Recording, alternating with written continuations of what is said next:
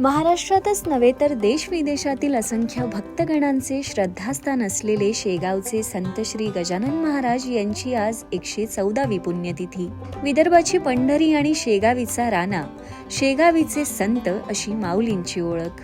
8 September 1910 रोजी ऋषीपंचमीच्या दिवशी गजानन महाराज शेगावी समाधिस्थ झाले आणि विशेष म्हणजे यंदाही 8 सप्टेंबर या दिवशीच महाराजांची पुण्यतिथी आहे. ऋषीपंचमीचा सोहळा सर्वत्र भक्तिभावाने साजरा केला जातो. राज्याच्या कानाकोपऱ्यातून जवळपास 370 दिंड्या संतनगरीत दाखल झाल्या असून संत गजानन महाराज मंदिर परिसर भाविकांनी फुलून गेलाय.